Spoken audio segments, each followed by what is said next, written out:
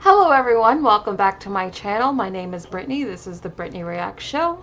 And on this show, we have a lot of movie news to go over because we have to go over all this stuff from the past week, but also a little bit more than that. So a lot to go over today. I actually had a hard time deciding what the three main stories I was going to put on the cover were because I was like, there's actually a lot to go over. So yes, we're going to go over what Amandla Stenberg said about Star Wars and the Acolyte getting canceled and that whole situation. We're also going to go over the box office. We're going to talk about the fact that BeetleJuice seems like it's going to be a massive hit. Plus, George R.R. Martin agrees with me that season 2 of HOTD was just a hot piece of mess, honestly. I wish I liked it more, but I didn't, and apparently he's got a lot to say. Plus we have other things we have to go over. The Sonic trailer just dropped, some other good, interesting news that I want to talk about, so really good show today, really good show. How are you guys doing, though? Hi, Alexander. Oh, thank you. Hi, Edgeman. Hi, Evil Connor. Hi, Jordan. Hi, Prototype. Hi, Rob. Hi, DeBoy. Hi, Godzidora. Hi, Cheetah Viper. Hi, Nate. Hi, Pretty Princess. Hi, Star Sped Up. Thank you to each and every one of you guys who comes to my show every day. I deeply, deeply appreciate it. You guys are amazing. Truly, you guys give me an audience and someone to talk to. So I appreciate that you guys actually show up. Truly, truly, I know I get a lot of the regulars every time, so just genuinely happy to see your guys' names in the chat.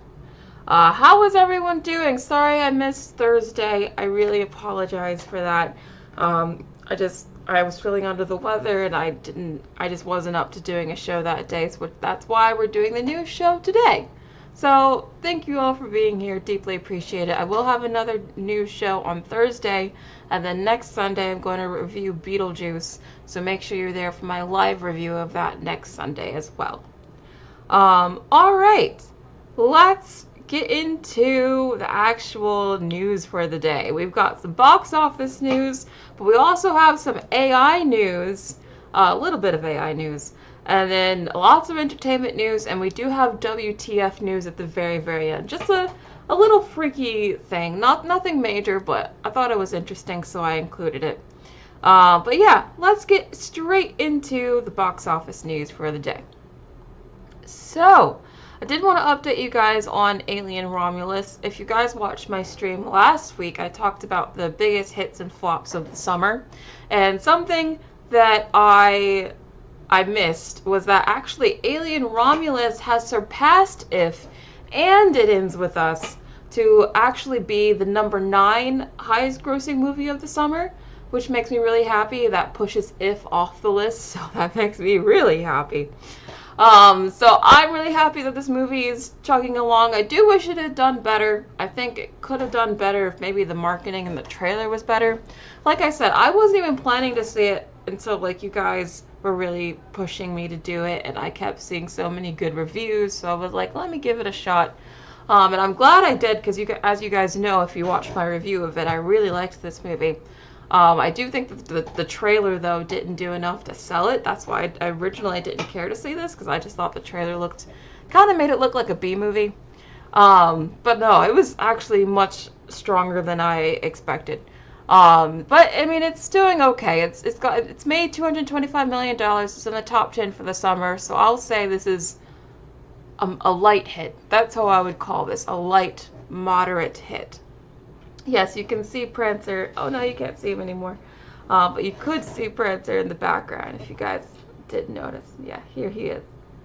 He's just chilling, napping, doing his best, living his life. But anyway, has anyone actually gone to see Alien Romulus? Now that like I've told you it's really good, did anyone check it out later?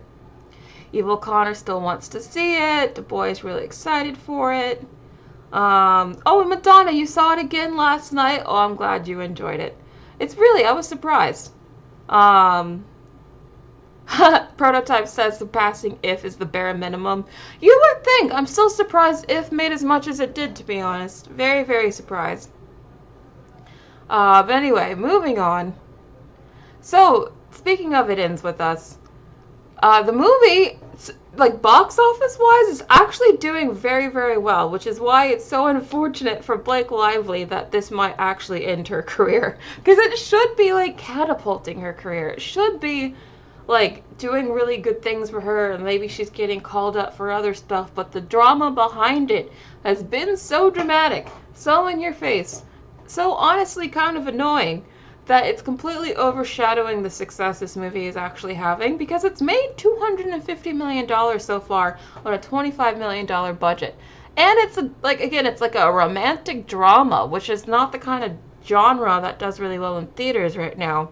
So the fact that this did $250 million, if it was anyone else other than Blake Lively, I think they'd be like really like succeeding and celebrating a huge win for them. But unfortunately, the drama has completely overshadowed the film's commercial success. And to the point where it doesn't even seem like there's going to be a sequel, even though the movie is a hit, just because Blake Lively and Justin Baldoni cannot get along, and because of all the drama behind it, even though this movie is a hit, doesn't seem like there's going to be a sequel. So this is just a massive, I would say not a commercial flop, but I would say just a massive reputation flop. Like, I feel like everyone involved kind of took a hit in the making of this movie, or just, I would say not even the making, but in the marketing of this movie. Really unfortunate, because it didn't have to be this way. I did see that there was some, like, paparazzi pictures of Blake Lively hanging out with Taylor Swift. Did I not tell you guys that was going to happen? Did I not tell you guys that this was going to happen? I told you, whenever, like, Blake Lively or even Taylor needs some, like, good PR press, they tend to rely on each other. I think that's very, very funny. But anyway, did anyone actually see this movie? Are you surprised it made as much money as it did? Did you guys read the book? Were you looking forward to a sequel? Let me know. Natanya says she'll be fine. She has her husband. Yeah, I mean, it's not like she's gonna be poor or anything. Like, as long as she's with Ryan Reynolds, who I think is on track to become a billionaire. He's not making that known, but like he's doing so many investments in businesses, especially with his his sports deal. I'm pretty sure he's gonna be a billionaire in like the next few years or so. So she'll be fine financially, but yeah, I think reputation-wise, she's taken a hit for this, for sure. Eva Connor, you think Blake Lively and Ryan Reynolds are each other's beards? Okay, I'll tell you what. Regarding to the Taylor situation, I don't think it's Blake Lively that needs the beard. That's all I'll say about that. Taylor is Blake's girlfriend? Are you a Gaylor, Eva Connor? This is really funny. You guys are really funny. Prototype says, never ever read a Colleen Hoover book. They're absolutely the worst. They're very popular, though. I will tell you, I used to work at Barnes & Noble a few years back, and middle-aged women love themselves some Colleen Hoover, let me tell you. Those books sold like hotcakes. Eva Connor, yes? Oh, you're so funny. Action Packed, you would like me to explain the Blake Lively drama? Well, I did talk about this in a few live streams back, but I'll try to briefly recap it for you guys. Basically, there was a lot of drama before the movie even released, just because of the marketing and how it seemed like Blake Lively, not just Blake Lively, but the whole cast and even the author, were like trying to distance themselves from the director. Like, they wouldn't even walk the red carpet with them. So there was a lot of people speculating, like, oh, did the director do something wrong? Like, why is everyone turning against the director? But some people turned against Blake Lively because they thought, like, it was unfair that she was kind of trying to hurt this new up-and-coming director, and they thought maybe she was just kind of acting a bit privileged. And then some stuff actually came out about some of the things that apparently he did that she didn't like, and it definitely did not make her seem like... It did not paint her in a good light. Like, apparently something that really upset her that he did was that he asked in a scene where he had to lift her how much she weighed because he had back problems, but she took that as, like, fat-shaming him. And like, I don't think that if you have back problems, you want to know how much someone weighs is like fat shaming. It was just like he was being concerned about his back. So it just made her seem like very petty, and like she was using her privilege to try to hurt someone new and up and coming. And then people started bringing up old interviews of her, like being kind of rude in interviews and stuff. And so people just really kind of turned on Blake Lively really quickly. That's what I mean. That's a very, very quick summary of the whole situation. Prototype says, they are popular like the Twilight books were popular doesn't mean they were good. You know what? I will defend the Twilight books. As someone who read all the Twilight books and went through a whole Twilight phase, those books were a good read. I'll say that. I think they were better than the movies. That's for sure. Lynn says, also Ryan allegedly rewrote the script during the strike for It Ends With Us. Yeah, there was also like scab allegations with Ryan, and it honestly blew up in both of their faces when it didn't have to. It didn't have to be this way, truly. This could have been a huge win for them, but instead it's like a massive kind of reputational hit to both of them. But yeah, anyway, moving on to the next thing. So, did you guys know that The Crow opened this weekend? Because when I was pulling all of my stuff for this show today, I was like, wait, what? This actually opened? I heard okay, just some background on The Crow and this remake. They've been trying to make this remake for several years. Like, this movie's been in production hell, I would say, probably for over a decade. And then, a few years ago, they finally admitted, okay, we're gonna do it, we're actually gonna make this thing. And then now the movie actually opens. And it only opened to 4.6 million domestically. Again, I pay attention to a lot of this movie stuff and when stuff releases, and I did not know this movie was coming out. So I don't think this movie was marketed very well, I have to say. I mean, I go to the movies all the time. I never saw a trailer for it before one of my movies. So I don't understand how this wasn't on my radar. But the budget was $50 million. So yeah, this is obviously a flop for them. Honestly, I just don't think there's enough people alive today who still care about The Crow. I think that's maybe a movie of its time. I don't think that's something you can really bring back successfully today anyway. Was anyone looking forward to The Crow? Anyone care about this movie? Bueller? I don't know, Nicholas Wilson. I have no idea why this exists. Okay, Nate has never heard of this. Madonna's not heard of this. Yeah, they did not do a good job getting the word out about this movie. Not in the slightest. So not surprising that it didn't do very well, unfortunately. Yeah, Du Bois didn't know anything. Yeah, really, really bad. And apparently it's also not very good. It debuted with a 6%. A 6%, y'all. Very embarrassing. Super embarrassing. But anyway, moving on. So Inside Out 2 just passed $1 billion internationally. Not $1 billion overall. Overall, it actually passed 1.6 billion internationally, or 1.66 billion internationally, which means Inside Out 2 has officially surpassed the live-action version of The Lion King to now officially being the highest-grossing animated movie of all time. Whether or not you want to count The Lion King, it still beat it, so it's cut and dry. It's the highest-grossing animated film of all time.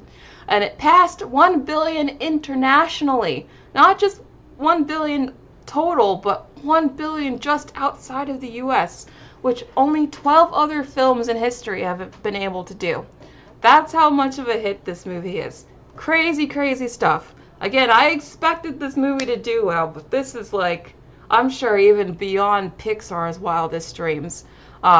Definitely expected Inside Out 3. I'm actually very surprised they didn't even announce it at D23. I was so sure they were going to announce Inside Out 3 at D23, but they didn't. But I'm still expecting it to come anyway. It's just probably going to take a few years. They'll probably age up Riley again. I'm hoping they age her up to like either a senior in high school or a freshman in college, like somewhere around that transitional age, kind of like the age that maybe Andy was at in Toy Story 3. That's where I want Riley to be at in the next one. I think that's a very interesting place to like really dive into new emotions and stuff like that. But very, very happy for this franchise. Very well deserved. I think this is an amazing movie. It's still my favorite movie of the year so far, and nothing's really come close to it. In fact, I might watch it again for a third time now that it's on digital, so we'll see. Anyone else surprised by this movie? Any other thoughts about this movie before we move on? Cheetah Viper says Anxiety is cute. He comes with baggage. Yeah, Anxiety's a great character. I really like Anxiety a lot. I also really like Embarrassment. He was also funny to me. I liked him. Oh, Miss Player, that's a good idea. You want Riley to be the age in the next one where nostalgia will play a bigger role? I like that idea. What if like Riley is in college? Maybe she's a freshman in college and she's like nostalgic for her younger years and she's like nostalgic for being back at home or something. I can see that. I like that. I like that idea. It is the highest movie of the year, Star Sped Up. It's made several hundred million more than even Deadpool and Wolverine. That's how big of a hit it is. It's apparently like a massive hit in Japan specifically. Like a big reason why this movie hit $1 billion is because it's doing so well in Japan. But anyway, very happy for this movie. Well deserved. So, looking ahead, BeetleJuice 2 is tracking to open with over 105 million domestically, which would be one of the biggest domestic openings of 2024. The only movies that would have a higher opening than this would be Inside Out 2 and Deadpool. I believe those are the only other two movies that have made over 100 million opening weekend.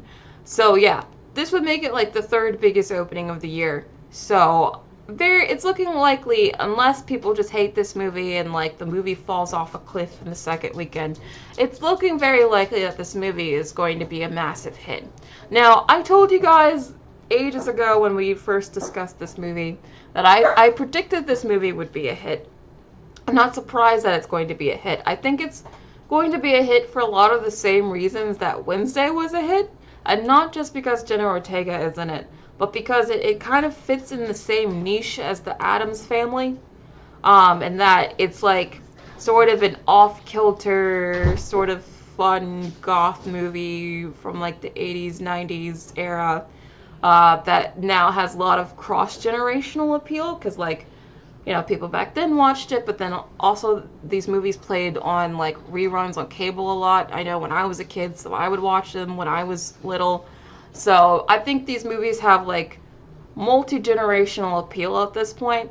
So the way that Wednesday blew up, I predicted that BeetleJuice 2 would blow up in the same fashion, and it just happens that Wednesday herself is in it as well, which only helps.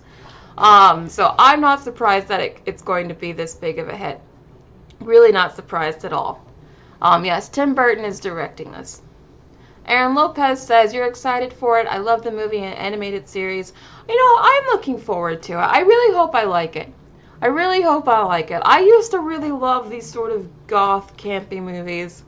That's why Sweeney Todd used to be like, it still is, like one of my favorite all-time movies. I just haven't seen one in a long time that was done well, that I actually thought was good. Like I said a while ago, I think Tim Burton at this point is kind of washed. So my expectations are medium, but I'm still hoping I like the movie. Evil Connor. I love you, Evil Connor. Jenna Ortega hater here, an OG BeetleJuice fan. Yeah, you know what? I don't know anything about Jenna Ortega personally. I didn't even watch all of Wednesday. I tried watching it. I got through like the first 2 episodes or so, and I decided it wasn't for me. But I will say there's always just been something about Jenna that rubbed me the wrong way. And I fully acknowledge that it's like, I don't have any good reason to say that. Like, I don't know anything about her really. But do you ever have those certain celebrities where it's just like they rub you the wrong way for whatever reason? Jenna Ortega is that person for me. So I'm a little bit there with you. I'm not a hater, but I've just never been like into her or a fan. I mean, I kind of didn't even like Jenna's character in Scream 6, to be honest, Alexander. Maybe that's why I don't care for her. Her character in that movie really annoyed me. Oh, Evil Connor, you don't think she can act at all? Interesting. Very interesting. Okay. I think she's a good actor. I don't think she's a bad actor. I thought she was okay in the Scream movie. So, that's not really what bothers me about her. Oh, Blue Gecko Nerd, you can't stand Jenna Ortega. Interesting. Okay, so I'm not the only one. Evil Connor, she also rubs you the wrong way. Okay. Okay, but Min really likes her. So I know a lot of people like her. She has a lot of fans. She was just in Sabrina Carpenter's music video, which I really like the video. I like the video more than the song, but the video was really fun. So that's cool. She has a lot of like press and attention on her right now, so I definitely think she's one of those actors that's probably going to be around for at least a few more years. I don't see her going away anytime soon, so like her or not, I don't think she's going away for a while. Okay, Star Spud Up says, I like her but not love her. Okay, Jordan really loves Jenna though. Seems like we're pretty divided on Jenna, but most of you like her. Yeah, I think most people do like her. It's just, I guess, Evil Connor and I that are not feeling her. I don't know. Again, I don't really have like a rational reason why. It's just a gut feeling. Oh, Neo says, I am not the biggest Jenna Ortega fan, but at least she is not as insufferable as Rachel Zegler. You know what? I think I kind of, for whatever reason, like, I might even like Rachel more. Maybe it's because I really liked her in the Hunger Games. I don't know. But anyway, the bad thing, one of the reasons why I only have medium expectations for this movie is because it only has a 78% on Rotten Tomatoes, which is not a bad score. It's not a terrible score. But the reason why I'm like, I feel like that could probably drop from here on out. Like, I could see this maybe get into, like, low 70s, maybe even 60s, is because this movie premiered at Venice Film Festival, and it only got a 3-minute standing ovation. Which, if you know anything about, like, Venice Film Festivals, that means the audience there really didn't like the movie. Now, the Venice Film Festival audience is, like, the most hoity-toity, like, oh, we have the best taste in the world, we only like the most obscure indie films kind of audience. So, you know, this is a very like commercial blockbustery kind of movie. So this isn't the kind of film that maybe they would love anyway, but the fact that they only gave it like a 3-minute standing ovation tells me that maybe the movie's like not that great. Because usually if they like something, they'll stand there for like 8-10 plus minutes. Like, they are not afraid of just awkwardly standing there for an absurd amount of time clapping for no reason. And the fact that they only gave it a 3-minute ovation means that the audience was not super into it. So who knows? Maybe this will be one of those movies that like audiences really like more than critics. Again, this is not the kind of Venice Film Festival friendly audience anyway, or kind of movie. So who knows? But I thought when I saw this, I was like, oof, that's actually a very bad sign. If that tells you anything, that a 3-minute standing ovation is a bad thing, that should tell you how long these Venice Film Festival ovations usually go. Like, who has been there timing this? Like, I've always wondered this. Like, is there a person whose job it is to, like, have a stopwatch that, like, hits go as soon as people start clapping and then cuts it off when, like, the clapping stops? Like, how do they know how long these standing ovations are? But, like, every single one is timed.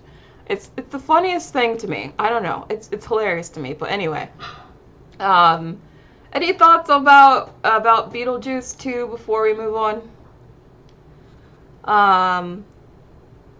Oh, Alexander, you said the third act of the film is trash? How do you know? I did hear that it has some pacing issues, so that's not a good thing. Okay, Du Bois says that's why I don't pay much attention to film festival responses. I feel like most of those festivals are kind of snobbish. Yeah, especially Venice Film Festival. Like, especially Venice Film Festival. Yeah, I was surprised too, Aaron, that they would even premiere this movie there. This is not the kind of movie for that audience. Imagine standing up and clapping at a blank screen. Well, they do it all the time. They do it all the time. Evil Connor wants the standing ovation timer job. Me too, ma'am. That sounds like a very chill job. Hi, Ashley. But anyway, moving on. So this is also something that kind of came to my attention recently, which is that Jurassic World, which just got a title, by the way, it's now going to be called Jurassic World Rebirth. Again, this is a whole new Jurassic World. This is not the one with Chris Pratt and, oh, what's her name? The redhead woman. You know who I'm talking about. It's not with that cast. It's with a new cast that has, like, Scarlett Johansson in it. And Mahershala Ali. So, I feel like they kind of upgraded the caliber of the cast with this movie, which is nice. And they upgraded the director. I like the director more than Colin Trevorrow. So, while I hated, you guys know, I hated with a capital H. Actually, not just a capital H, but the capital H-A-T-E-D. I hated the last Jurassic World movie. Hated it. Like, I thought the first Jurassic World movie was actually pretty fun. I thought it was a decent movie. Obviously not as good as the original Jurassic Park, but I had a good time. I thought the second Jurassic World movie was not as good, but I didn't hate it. The third movie I thought was an offense to cinema. I thought that movie was so bad. I wanted my money back. I was literally like, I haven't felt that pissed after watching a movie since I saw The Last Airbender. Like, that's how much I hated that movie. The Locust subplot and the clone girl, dumbest thing I've ever seen in a movie. Just pure stupid. But anyway, we're getting another Jurassic World movie, thankfully with a new creative team in front of the camera and behind the camera. So this makes me a little bit more, like, optimistic that this movie might not be god-awful. So I am looking forward to it, because I do like the Jurassic World, so we'll see how it goes. But it comes out now. They just released the release date for it. It comes out in the same month as Superman and Fantastic Four. So this is going to be a very, very crowded month. Like, a super, super crowded month. I don't know why they aren't spreading this out more. I don't know why Hollywood tends to do this. Like, they'll have several months where it's, like, nothing going on. And then suddenly they want to release, like, 3 of the biggest movies of the year in 1 month. Makes no sense to me, but they're doing it again. Out of these 3 movies, which do you think will do the best next year? And which do you think will do the worst? I want to see what you guys think first, and then I'll tell you what I think. Very, very curious to see your thoughts. Bryce Dallas Howard, thank you, Will French. You guys know I always draw blanks with names, but thank you for mentioning. Okay, Rob says you think Superman will be the best of the 3. Okay, maybe. I think the Superman movie is a huge gamble. Like, I have no idea what to expect with the Superman movie because it's James Gunn making it, and he has to establish a whole new universe with this movie. So, there's a lot of pressure on that film, for sure. Okay, Valerie thinks Superman. Okay. Michael says, we should have gotten dinosaurs from the Triassic period. We should move on to the ancient mammals during the, yeah, I mean, I think there's a lot that we can do with the Jurassic World franchise. I'm curious to see where they move forward with the story. I just hope that they, for the love of God, get rid of the Locust and the clone girl plot. Just please. Andrew Barrera, thank you so much for the super chat. Can't wait to see how they clickbait Jurassic World 4. I hope it's not. I hope it's not. Okay, Rob trusts Gunn. CD Wood says you think Fantastic Four will flop, and maybe Superman will either be a hit or a mid-flop. Okay. Prototype says, first you think Jurassic World will do well, Superman number 2, Fantastic Four number 3. You don't like that because you hate the Jurassic World franchise, but people still like it.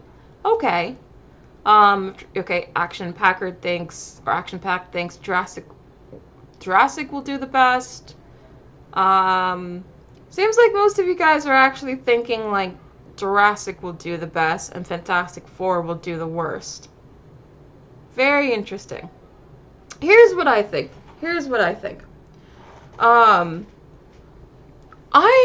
Because I think I told you guys this when I was doing the D23 panel when we were going over all the announcements for D23, that they actually showed a sizzle reel of the Fantastic Four at D23, and I got to see it before they took it down from the internet, and now I can't even find it.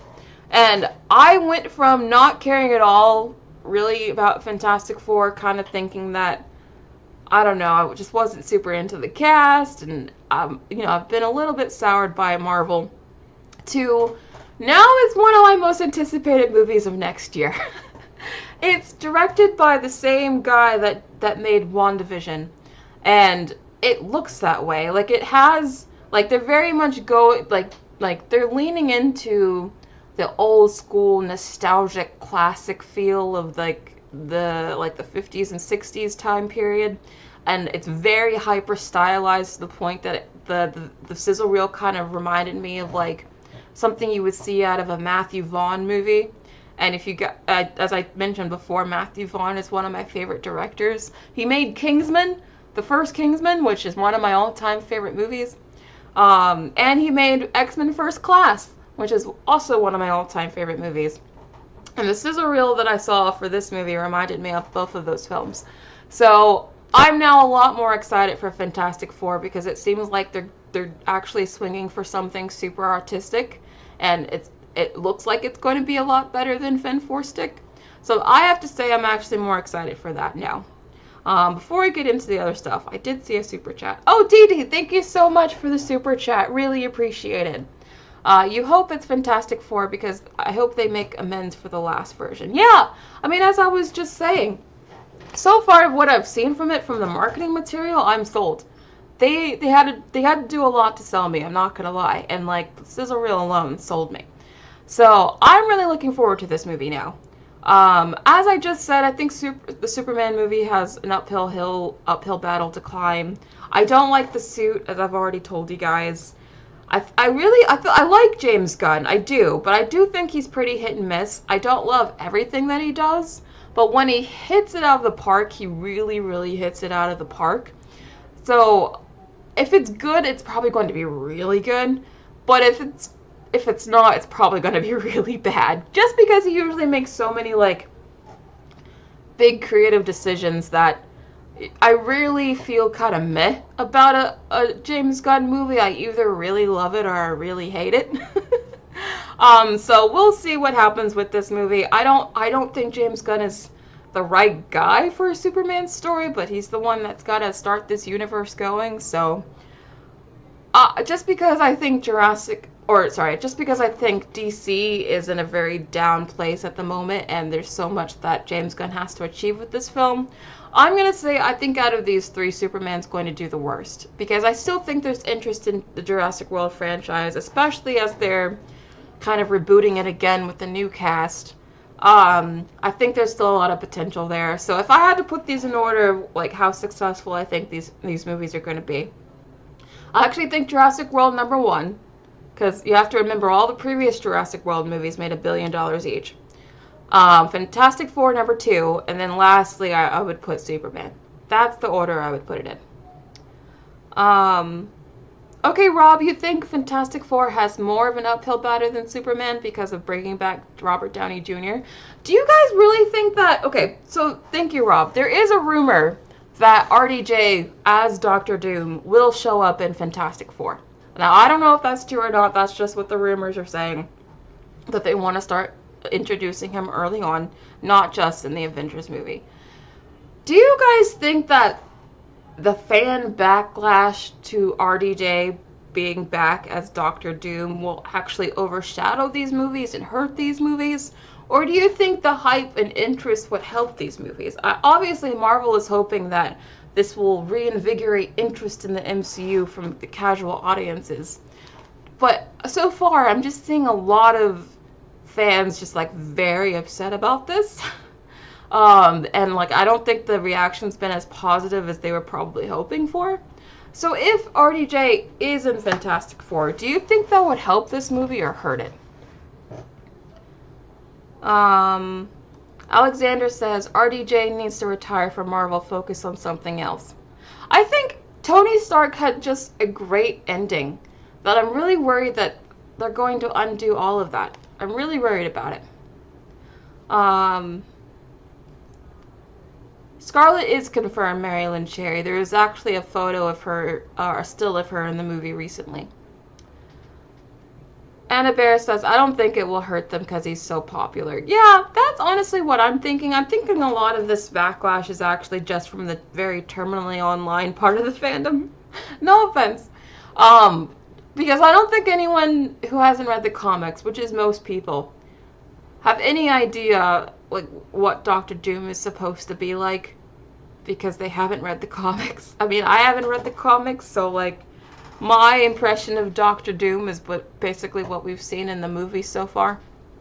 So I don't think the average person is going to care about that. I think they're just going to be like, oh, Robert Downey Jr. is back. Let's see what he's doing. Honestly, I don't think it'll hurt it. I don't think so, but the backlash has been very loud online. I'm just curious to see, like, how online is this backlash? Is it a lot of people, or is it just like the people online? Travis says best Fantastic Four was Incredibles. Yep. Prototype says I hate this casting, but most people will probably like it. Yeah, I don't think most people will probably care. We'll see. We'll see. I think the general audience will at least give him the benefit of the doubt. That's what I'm thinking. CD Wood says, I hate RDJ as Doom. It feels desperate and creatively bankrupt. I like the possibility of a stylized Marvel film. Honestly, the fact that it's so heavily stylized is what makes me excited about it. That's what gets me interested in this movie. It doesn't seem like a regular Marvel movie. It seems like its own thing, in the same way that WandaVision kind of felt like its own thing. So that's why I'm actually excited for this. Oh, hi, Josh. I hope all three of these movies are huge hits, as I would love to see Jurassic World, Superman, and Fantastic Four succeed. I do think there's a possibility that all three of these movies do well. I do think that they could. I'm just trying to rank them as far as like how successful they would be. But anyway, I do need to move on. How are we still just in box office news? Oh my god, this might be a long stream today. I'm sorry. Let's go on to AI news. So, AI. As you guys know, as I've been updating you guys periodically, there's a lot going on with AI versus Hollywood.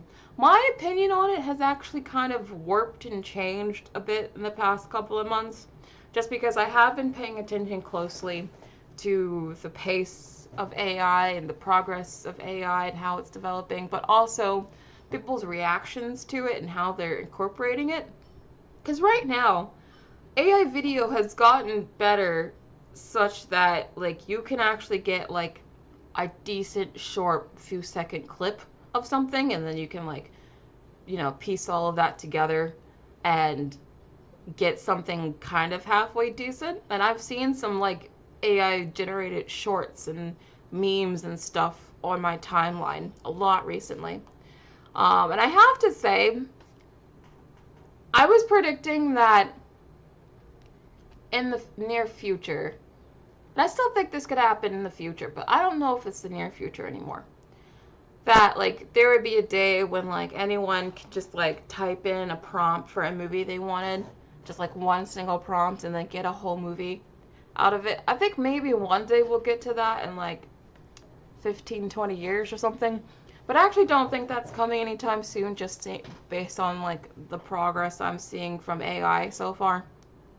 I think the as far as AI video goes, I think the main use case will actually just to be used to make like user-generated content for stuff like TikTok and YouTube and, you know, to make memes and stuff, kind of like how it's being used already.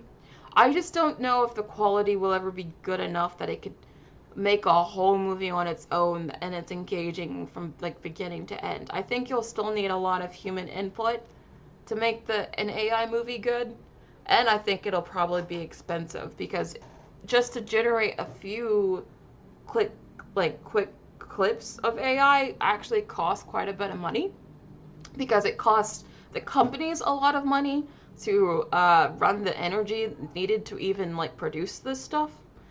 So I'm now thinking that like not only I'm not sure if and when it'll be just so easy to put in one prompt to get a movie, but I also don't think you'll be able to do that like a lot. Like it'll probably be pretty expensive to do that if you could do that one day. And it'd probably be so expensive you'd only want to do that like every now and then and not like something you would do all the time. I think the future of AI video might actually be more like relegated to short form content that like content creators like me could use. That's what I'm actually predicting now, just based on how I'm seeing all this AI stuff progress. What do you guys think about that? How do you see AI video progressing and eventually competing with Hollywood? Action Pack says human input can't even make good movies on its own. True, I actually think like not only do I think you're going to need a lot of human interaction to make AI movies good, but you also need a human who knows how to put together a good story and like knows good camera angles. You'll still need to have like filmmaker knowledge to make a good AI movie. So I don't think it'll be just as simple as like put in a single prompt to get a whole movie. I actually don't see that happening anytime soon, actually. Action Packed, he says it'll be extremely cheap.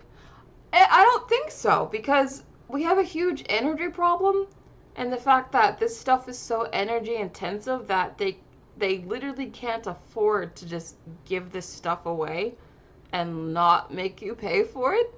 So I think the more people that want to use this stuff, the more energy intensive it gets, the more expensive it could actually be.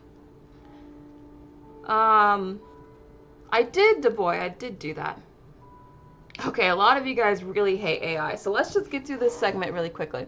So California state legislator has passed a bill that when a dead actor/performer's likeness is replicated by AI, they must require consent from the person's estate. This bill will still need to be signed into law by Governor Gavin Newsom.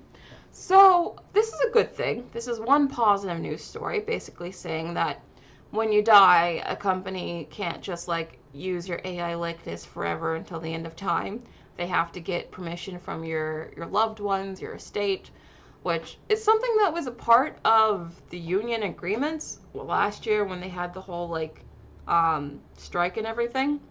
But it's good. It's a good thing now that like it might actually become a law, not just a union agreement, but an actual law that companies have to follow. That makes it a much more ironclad rule. So this is a positive thing. This is a positive thing, because trust me, they will be trying to do this as soon as they can. They already are starting to like use actors beyond the grave. I mean, hello, just look at Alien Romulus. They did it in that movie. And that just came out. So yeah, at least they're gonna try, or at least they're gonna have to get the permission of the estate first. That's at least, you know, something. They can't just like use a dead person's likeness forever without, you know, anyone's approval. So that's something at least. A small win, but it's a win. Angel Barrera, thank you so much for the super chat. Wasn't the point of AI to be cheaper? We made so many people miserable for nothing. It will definitely be cheaper than like making a physical movie. What I'm talking about is like, what I was thinking, like every individual would be able to make like as many AI movies as they want on their own. And I actually don't know if it's going to become that, because I think there will be an upfront cost to making your own AI movie, because it'll be so expensive and energy consuming. That's what I'm predicting. But for studios, it'll be much cheaper. Josh says, I hope that deal becomes law so studios have to ask permission from the estate after The Flash and Alien Romulus. Yeah, The Flash is another example. Rogue One is another example. Like, Hollywood is already trying to play around with, you know, using dead actors. So I'm glad that we're getting these laws signed now.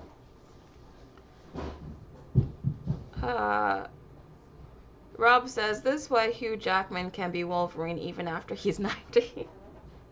Well, Hugh Jackman probably will still be playing Wolverine even after he's dead. That's a good point. As long as, you know, Hugh Jackman's estate approves it, I can see that happening. He probably will never stop playing that role, unfortunately. Or maybe fortunately for him, I don't know. But yeah, I can see that happening. But anyway, moving on to some bad news. This is really bad news. So, while video game actors are on strike for fair pay and protections against AI, Amazon Game CEO has said that they need more AI in game development, in part because, quote, for games, we don't really have acting. So basically, he's saying that actors in video games will be a lot easier to be replaced by AI than, like, real actors, probably because, you know, they're not photoreal, they're CGI animations, so it would be easier to, like, have AI recreate that than, like, a real person. But it's still very scary. Also, they can also just use, like, an AI voice. An AI voice is already really, really good. Like, if you guys have ever heard, like, an AI voice speak, AI voice is actually already, like, pretty, really close to being, like, pitch perfect. So, I can honestly see, unfortunately, what they're saying. Like, technically, I do think it would be easier to replace video game actors with AI than real actors, but the fact that we have Amazon Game CEO saying that spells disaster for any actor who wants to work in video games. Because he's basically saying we cannot wait to use AI voice actors and AI actors for our video games. So that's a huge problem. That's why these actors are striking right now, because they want protection from AI. Very, very wrong, very scary about the future of the industry. Because I absolutely can see, especially voice actors, not just with video games, but also with movies and shows too. Like, I think voice actors face a very scary future, because honestly, I think AI could probably already replace a lot of voice acting, like, today. So, yeah, this is a very scary wake-up call for any video game actor, and that's why they're probably going to be striking for a while until they can come to an agreement. What do you guys think about this? Are you appalled or not shocked? What is it? Nicholas says AI is inevitable but not uncontrollable. I agree with that. Jordan says, isn't Amazon a retail company, not entertainment? Amazon wants to be everything. It wants to be the everything company. In fact, I believe I read a while ago that, like, Jeff Bezos said that he wants Amazon to be like the, what's it called? What's it called? Like the East Indies Trading Company? Hold on. I'm looking it up. Trading companies, slave spices. What was the major trading company back in, like, the old days? Isn't it like the East Indian Trading Company or something like that? If you guys know what I'm talking about, please let me know in the chat. Yes, yeah, it was the East Indian Trading Company. He wants Amazon to be like, yeah, like Prototype says, by and large from WALL-E. He wants it to be like the biggest company ever that does everything for everyone all the time. And the reason why I brought up the East Indian Trading Company is because that was, for the longest time, the biggest company ever. In fact, I'm pretty sure, as far as, like, scale goes, that's still the biggest company ever. So that's what Jeff Bezos's aspirations are. So that's why they're dipping their toe into everything, because they don't just want to be a retail company. John Burns, thank you for being a member for 5 months. One day there will be Blade Runners for AI voice actors in the future with a knack for identifying them. Phil Moore is my favorite voice actor.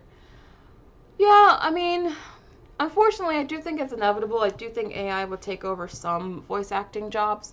I just hope that they don't take away everyone's job. I hope there's still space and a room for human actors. Yeah, Nicholas, the East Indies Trading Company was pure evil, which is crazy that Jeff Bezos would compare his company to that, but that just shows you the kind of guy he is. Yeah, but anyway, there's like a random history lesson for you guys, I guess. But yeah, pretty crazy times. We'll see how all of this develops. Let's move on. Oh my god, we just got to entertainment news. So this is going to be a long stream today. So make sure you guys get some nice tea. Maybe go get a snack. I'll still be here. Because we're just getting to entertainment news. Alright. So, let's move on to entertainment news. So, the first thing we're going to talk about is the new Sonic trailer. Sonic 3 is coming out in December.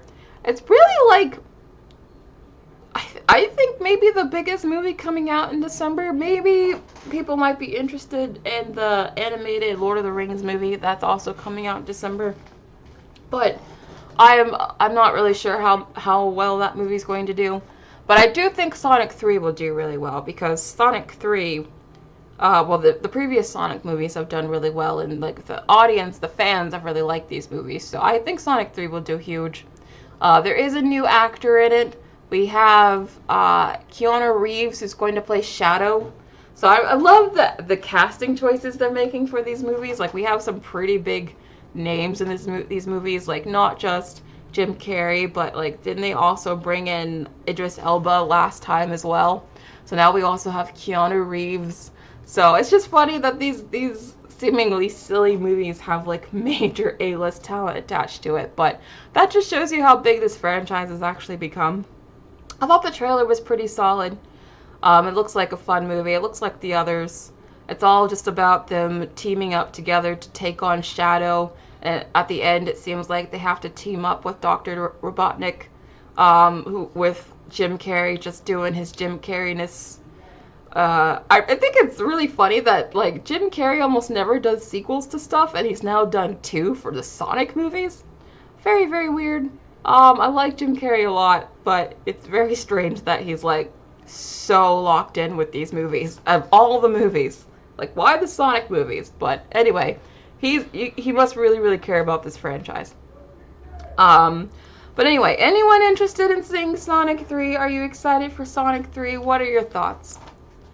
Josh says Keanu Reeves nailed Shadow's voice. He's perfect casting and he looks like the games. Yeah, I think all the designs are really good. I think they learned their lesson after the initial Sonic design. Like, I think all the designs have been pretty solid since then.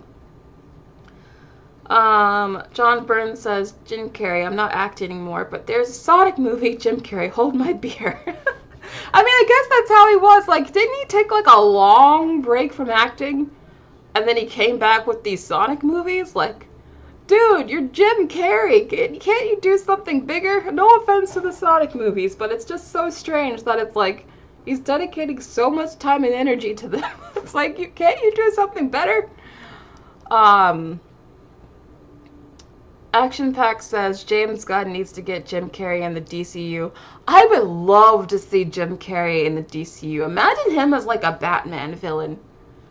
He would eat the F out of that role. I'm sorry, but I think he would be really cool in that universe.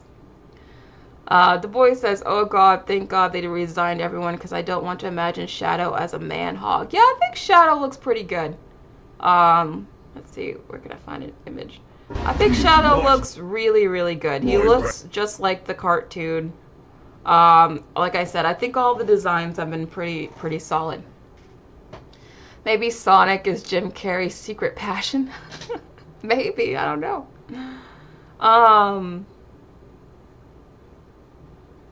Oh, Jim Carrey as the Joker. I want that so bad. He would be an amazing Joker. I think he would be a scary Joker. Probably the scariest Joker. Oh, I want that so badly now. Alright, Jim Carrey was the Riddler. I forgot about that. How did I forget about that? He's already played a Batman villain. Oh my god. That's so funny. Of course I think he'd make a great Batman villain because he's already done it. I meant like in the new DC universe that's very brutal and gritty and, you know, not the campy old Batman movies. Like, I think he would do really well in the grittier version of DC. I completely forgot. How did I forget? Jim Carrey is the Riddler. I'm sorry, y'all. I'm sorry. Oh, Ashley, you don't think Jim Carrey would be a good Joker? Oh, I think so. I think he'd really, really do a great job at that. But anyway, moving on. So, there's going to be a biopic on Donald Trump coming out just before the election. And it stars Sebastian Stan as Donald Trump himself. And apparently the Trump campaign has decided not to sue the movie, and they just kind of hope that it doesn't get any attention. But the film, it's actually hoping to get an awards push, so they're hoping that this will be like an awards movie. That's very fascinating. I didn't think they would try to go for like a biopic this early, especially when I don't think Donald Trump's story is over just yet.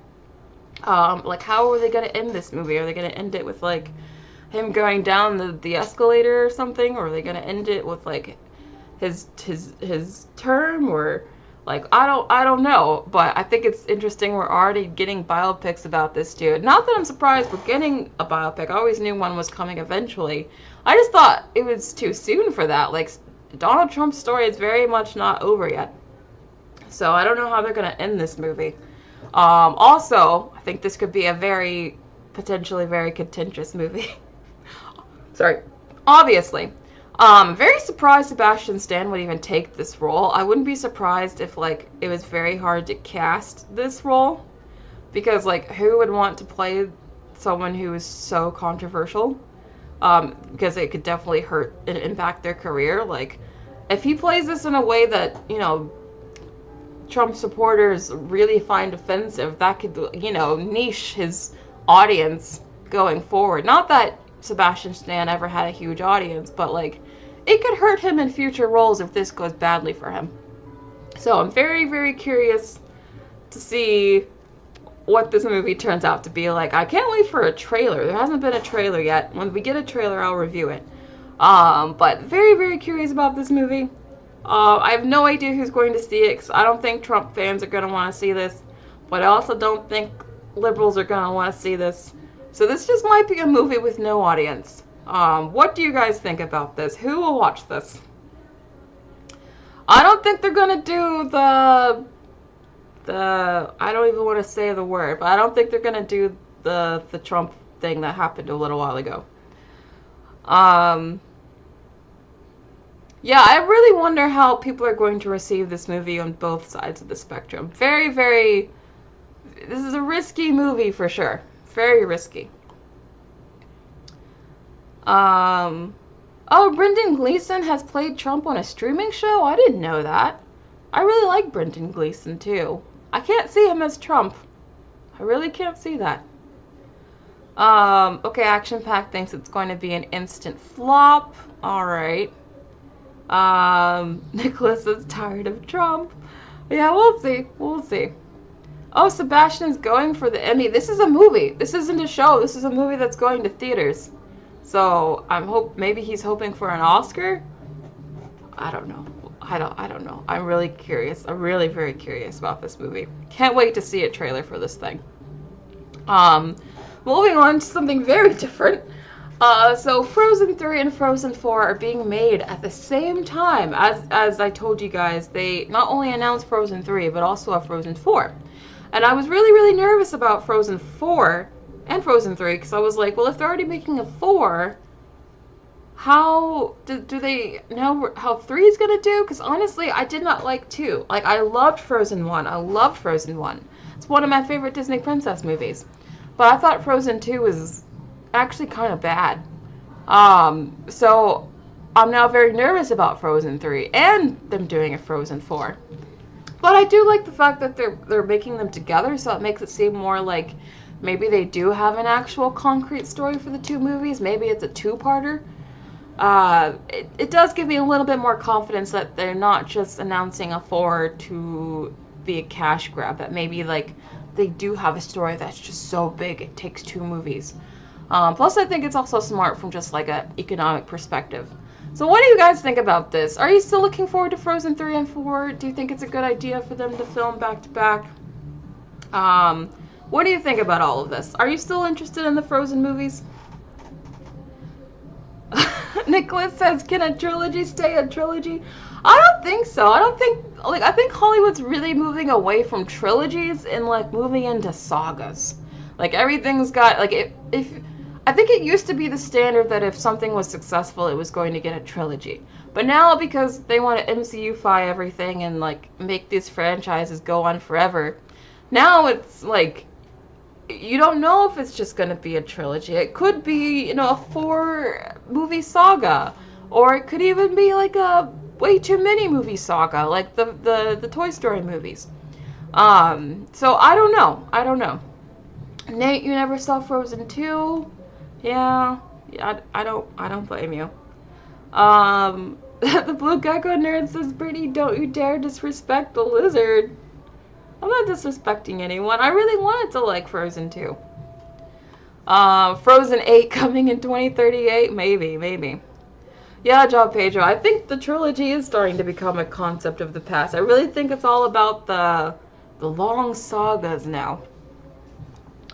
I know. Sorry if you hear all the music in my background. I'm sorry. I hear music like 24/7. You would think it's nice, but it does get annoying. Okay. Travis is still extremely excited. Alright, some people are still excited. I still think maybe these movies could do well, but I do think that Frozen 3 needs to be much better than Frozen 2. That's for sure.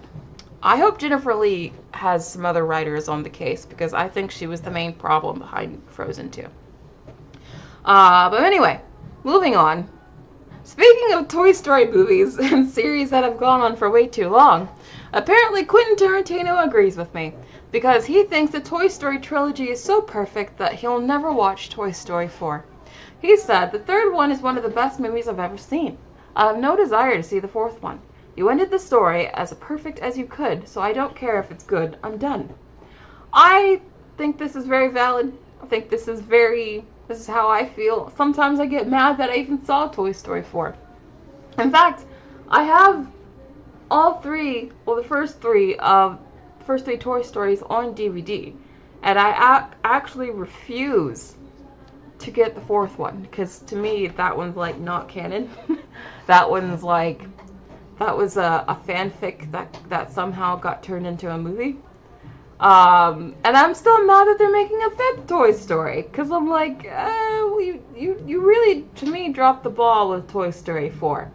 So, I have high expectations for Toy Story 5 to match the first 3 Toy Stories, so I have to say, at the very least, I am more encouraged with Toy Story 5 that it seems like the toys have returned to the bedroom, that they're like, you know, actually in a kid's bedroom trying to get played, which was the whole original concept of Toy Story. Like, one of the things I didn't like about Toy Story 3, or Toy Story 4, was that it took them out of the kid's bedroom. It took them to, like, a freaking carnival. And, like, that's not what I liked about these movies. I liked about the story being about the kids versus the toys and how they play with them. And that wasn't what, like, Toy Story 4 was about. And it does seem like Toy Story 5 is returning to that, because it seems like they're back in Bonnie's room. But yeah, I don't know. I fully agree with Quentin Tarantino on this one. And Lightyear was not good. Lightyear was very much not good. So they're really diluting this brand with every release they keep releasing, unfortunately. And it, like, the first 3 movies are so strong. It's really sad to see this happen. Ajaman, you didn't hate the 4th one, but you really don't want to see the 5th one. Okay. That's good to know. They're not with Andy's kids now. Remember, Andy gave them away to Bonnie? And based on the one still that we saw, it looks like Bonnie is still a kid. They haven't aged her up at all. Rob says, I have a cutoff point for quite a few new franchises that don't know when to quit. I think we have to start deciding that for ourselves, honestly. Like, I've decided that Terminator ended with Terminator 2. I have decided that Toy Story ended with Toy Story 3. And in my mind, these movies did not continue. I think that's how we're going to have to be with these movies, because Hollywood's not going to end these franchises anytime soon. Lightyear was so boring. I agree. Jordan Davis says Disney will be in what they call sequel heaven for the rest of the decade. Oh yeah, lots of sequels. They're not ending the sequels anytime soon. Seems like most of you guys agree with Quentin Tarantino, yeah. I think we all just gotta decide for ourselves when a franchise is done at this point, because Hollywood will not decide that for you. Moving on to the next topic. So speaking of Disney, they had Donald Duck go on Hot Ones. Donald Duck go on Hot Ones, and like they animated him there, like eating the chicken. And I think this is a really cool idea. I think this is really neat. I love that they're doing this. I think they're doing this to keep the Disney characters relevant, because I've been seeing a lot of like news and articles talking about the fact that like the younger generation of kids do not care about Disney the same way that like my generation was raised to. And not just that they're not as into the movies, but like they don't even really care about the Fab Five, which is like, you know, Mickey and all his friends. And even Mario, to like young kids like Gen Alpha, Mario is more popular than Mickey Mouse, which is, I think, a sign of the times. It's very, very different. So I think that they're doing this to try to keep these characters relevant to a new generation. I think it's very smart that they're reaching out to places like Hot Ones, which, you know, they're just trying to meet the audience where they are. And right now, young people are watching YouTube videos and watching stuff like Hot Ones. So I think this is very smart, just to try to keep these characters modern and like relevant to a new age. But it's very, very interesting. Like, the fact that they had Mickey show up with milk is so funny to me. Like, I haven't watched this whole thing yet, but I definitely want to. Very curious to see, like, how they actually pulled this off. Because, like, you can even see right here, he's looking at where he thinks Donald Duck is, but obviously he's not there. So, I'm curious to see how they pulled this off. Did anyone watch this yet? Did you think it was funny? By CD Woods. Action Pact says Mario has outgrossed Mickey several times over, but Pokemon is even bigger than Mario. I believe that. Ashley Bang says, I think YouTube is running the world now. That's all the kids want to watch. Yeah. There's a very weird misconception going around that like people don't watch YouTube anymore because like TikTok took over. But if you actually look at streaming data and like hours watched, YouTube is still by far and away the most popular like video streaming service. Sorry. It's more popular, more watched than Netflix, Disney Plus, all the streaming services, and it's more popular than TikTok just by actual users. So anytime you see someone like, oh, no one watches YouTube anymore, they have no idea what they're talking about. Because YouTube is still, just by pure numbers standpoint, even more popular than TikTok. And more people are watching YouTube on their TV, like on TVs, like not just on their phone, but like I watch YouTube on my TV. YouTube is my TV. And more people are doing that. So, yeah, I think YouTube is really, as the CEO of Netflix recently said, Netflix isn't competing with Disney Plus. They're competing with YouTube. YouTube is the king right now as far as like just getting watch time and people to actually spend like hours on their service. Oh, Vincent, you don't have TikTok anymore? Interesting. Evil Connor says, I'm also a millennial. But it's not just millennials that like YouTube. Gen Z loves YouTube. Like, Gen Z watches YouTube more than they watch, like, regular TV. It's really all generations right now that YouTube is, like, the king of right now. Nicholas says, all social media is a shit show in some way, but YouTube gives us Britney. Oh, you guys are so nice. Nate says, you literally watch YouTube every day. Yeah, same. Rob says, that's because Netflix doesn't have Donald Duck on Hot Ones. Exactly. Star sped up, but that's not true. Jen Alpha also likes YouTube. TikTok is very popular, I'm not saying it's not. But if you look at actual usage data and like streaming hours and all of that, YouTube still eats everyone else's lunch, even TikTok. Madonna says, the only things I watch are YouTube and Hulu. Yeah, I think a lot of people are becoming like that, to be honest.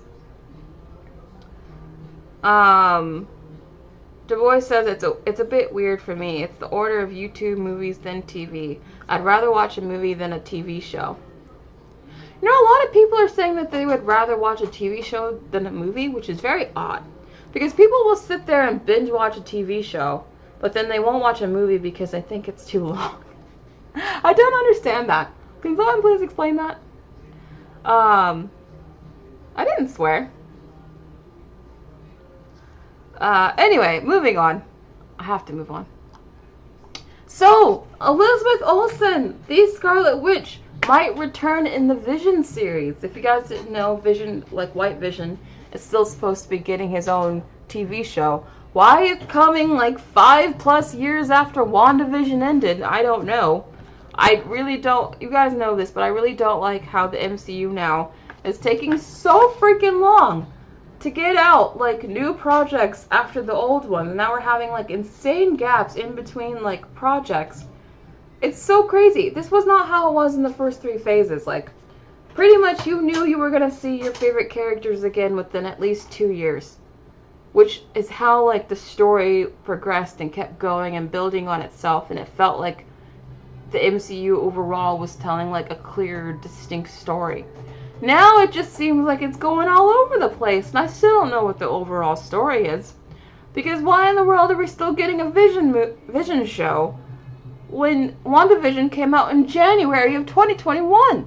We were still in lockdowns when WandaVision came out. And this Vision show is probably not coming out until like at least next year, maybe later. So that's crazy to me. But anyway, I'm still at least happy that we might get the return of the Scarlet Witch. I love the Scarlet Witch. She's my favorite character in the MCU. I'll watch it just for her. But it does seem at least encouraging that Elizabeth Olsen is at least considering returning to the role. Because like I said, for a while, I don't even think it was just MCU's fault for like not utilizing Wanda enough. I also felt that maybe it was a bit of Elizabeth Olsen's fault for not wanting to come back. But now it seems like maybe she's starting to be open to returning again, and she might actually be in the Scarlet Witch show. I wish she was in Agatha. It sucks that she's not in Agatha, but at least she might return for the Vision show. I really, really hope this is true, not just a rumor or something. I really want to see Wanda come back. I'm tired of asking for Wanda. Where is Wanda? But it means maybe she'll be back for this. I don't know. It's very, very weird that this is coming so late after WandaVision, though. Very, very strange. Like, why is this coming out like 5 years later? Concert Master says they have no plan, Brittany, trust me. I agree with you. I believe you. Honestly, I thought after Deadpool and Wolverine, the overall plan of the MCU would become clearer. And then it just didn't do that. Like, it's still, the movie ended still feeling like Deadpool and Wolverine were still very much in its own pocket and not really having much to do with the rest of the MCU. Like, I thought the ending of Deadpool and Wolverine would, like, really properly set up the X-Men, and like we would see like, oh, maybe this will happen with the X-Men next or something, but they didn't even really do that. So I'm very, very confused about the overall direction of the MCU. I think even they're confused about the overall direction of the MCU. But we'll see what happens. Right now, I'm just taking it by project basis. I'm excited for Fantastic Four. I'm excited to see Elizabeth Olsen return as the Scarlet Witch. I'm excited for the next season of Daredevil. These are the things that I'm excited for. I don't care for everything that they're doing and making. Like, I'm still not all that super jazzed about like the Captain America movie, just because it's being made by the same team that did Falcon and the Winter Soldier, and I didn't care for that show. But overall, I still have some things that I'm looking forward to. It's not everything like it used to be. This is like a bad soap opera. You're so funny. Ashley Banks says Elizabeth Olsen has mom energy. She needs to be cast in the family movies. Yeah, I think she's trying to avoid that though, but we'll see. I think Elizabeth Olsen just needs to like accept who she is and who she's gonna get casted as. Astronomy says, ever since the end of Phase 3 with Endgame, it has been Marvel throwing darts at the wall to see what sticks. It's ridiculous. That's very much how the universe feels right now. Yeah. It very much feels like we're just gonna throw everything at the wall and hope something sticks. Oh, Ajamin, you said you were excited for the Ajamin show, but now I don't know. Oh, is it because I said Wanda isn't gonna be in it? It's very weird that we're having a whole show about Agatha, who is a spin-off character from WandaVision, and Wanda's not going to be in the movie or in the show. Very, very weird. Rob says, can Vision carry his own show without Wanda? That's a good question. That's a good question, because I definitely think Wanda overshadowed him in WandaVision, for sure. People were talking more about Elizabeth Olsen than Paul Bettany. Poor Paul Bettany, because he was as much of a lead in that show as her. It's just Elizabeth Olsen definitely overshined him. So I don't know. Can Paul Bettany, hold a show on his own? We'll see. We'll see. Moving on. So also speaking of the Vision series, James Spader will return as Ultron. So the show is releasing in 2026. So not even releasing next year, y'all. This show is releasing in 2 freaking years. 2 years. That's insane. That's really insane and crazy. That's gonna be like 5 years after WandaVision. Like, only us nerds are still gonna care about this by then. Like, what are they doing? But I do like Ultron. I like James Spader as Ultron. So, I guess that's exciting. But very, very weird the timing of this. Like, 2026? Are you kidding? Are you kidding? That's just, like, why? Like, really why? Josh Loves Movie says, very excited to see Ultron upgraded look since he destroyed by Wanda. Yeah, I'm sure they'll give him a new updated look. Very curious to see what that'll be. I did like him alright, although I didn't like Age of Ultron the movie. I did like Ultron in it, so we'll see. But moving on. So, we do know how much exactly RDJ has been paid for his role as Doctor Doom in the Avengers movies. So, he's getting paid $95 million. So, that's consistent with the rumor that he was getting paid about $100 million, so that was right. He's getting paid a ton of money for these movies. I do think that this is for, not just for Doomsday. I don't think this is just for one movie. I believe this is for 2 movies. I have to double check on that. I really hope this isn't just for one movie. That would be crazy. But I've been, as I tweeted, I know a lot of people are saying that they think this is too much for one person to be paid. Here's why I would normally agree with you on any other case except for this one. I think RDJ has earned this money. I think I would be surprised if he returned for less than $90 million, to be honest. Like, do you guys not see how RDJ was almost single-handedly responsible for carrying the MCU on his back for a decade, and then as soon as he left, the entire universe fell apart? Like, Marvel towards the end of the 2010s was averaging $1 billion per movie. And that was because of RDJ and the back of Iron Man. Like, they need him more than RDJ needs them. So I understand why they're paying him through the nose for this. I understand why they're giving him this much money. And in any other circumstance, I'd be like, yes, no one person should be paid that much money to be in a movie. I would totally agree with you. But this is not any regular person in any regular movie. This is literally the guy that held the MCU together for an entire decade, who is coming back to then save the universe after it imploded after he left. Pay the man anything he wants. Give him a blank check. He's earned it. I truly think this is like the one guy who has earned a massive paycheck for just doing 1 or 2 movies. I truly believe it. Just because he was the glue that kept the MCU together, and as soon as he left, the interest left by the general public. If they want to get the MCU back on track, hey, if they want the next Avengers movie to be a huge hit, because to be honest, before they announced this big doomsday shift, and we didn't even know who the Avengers were going to be in this movie, or who the villain was going to be, or we thought it was worse, we thought it was going to be Kang, I wasn't even sure if this Avengers movie was going to make like $1 billion. I thought it was going to be a massive, maybe potential flop for an Avengers movie. Now I'm thinking, I think this will have enough interest that the general public will actually want to see it. So I think he's worth the money. I think he's worth the money. I would not say this about any other actor for any other project ever, except this one. I think he's worth the money. But what do you guys think? Do you think this is too much money? Do you think this is just disgusting wealth? Do you think this is horrible? What do you think? Nicholas says, at Marvel's peak, almost the entirety of the top 10 box office earners made $1 billion. RDJ held MCU, and MCU held the movie industry together. Exactly. As I said, the MCU needs RDJ more than RDJ needs the MCU.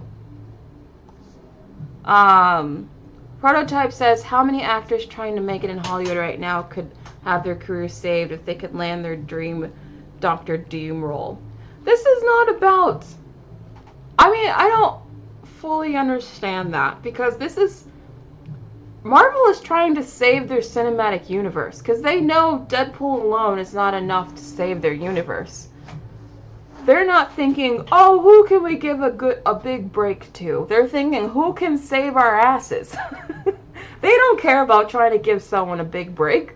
That's like probably last on their list of concerns when it came to casting this role. And I think rightfully so. They needed someone who could demand an audience immediately. And they got someone that could do that.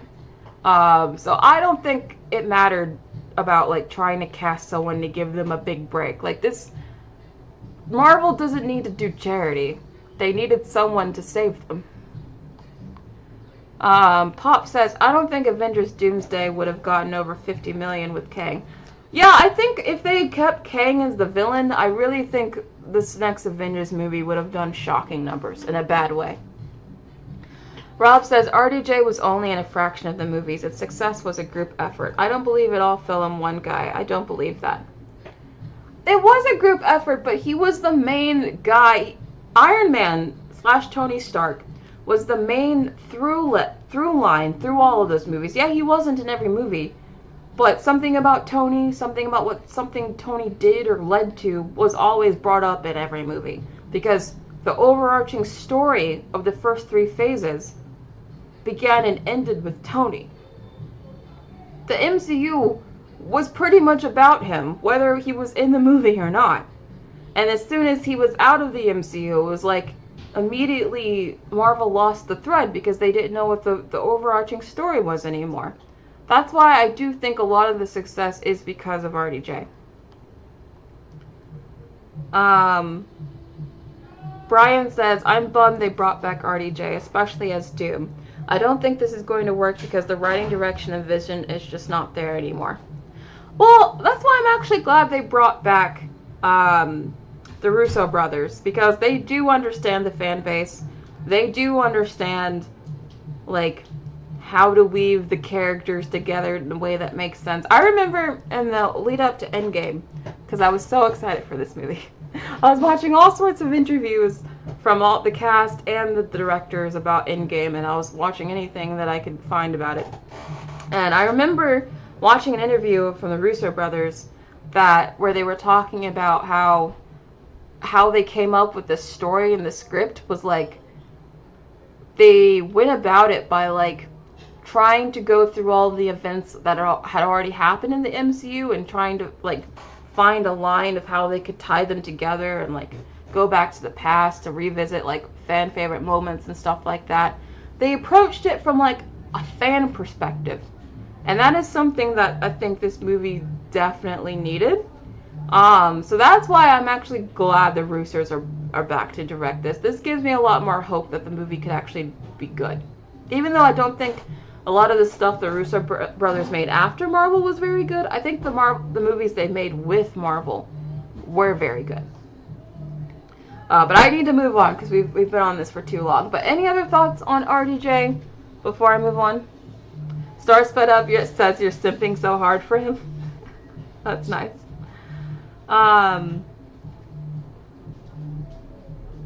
Anyway, moving on to the next thing. So, speaking of Deadpool and Wolverine, there was a new deleted scene that was just released where it shows that Channing Tatum's Gambit actually made it back to his own universe. So I'm wondering if Marvel released this thinking maybe they saw the positive reaction to Channing Tatum's character and maybe they actually might want to do something with Gambit, so they released this so people know that he made it out somehow. That's what I'm getting from this. I'm actually really hoping they do because I think he was maybe my favorite character in the whole movie. Every time this man opened his mouth, I died. That ridiculous accent he had was so freaking funny. Was so hilarious. He stole any scene that he was in. I thought Channing Tatum's Gambit was like one of the best things in the movie. You guys know I was only medium on the movie. But I thought like Deadpool and Wolverine, I thought that Gambit was like just so freaking funny. I was hoping if there was a continuation of anything from this movie, I just hope that we would get like maybe a Gambit show out of it. And now that they're releasing this deleted scene, I'm thinking, what if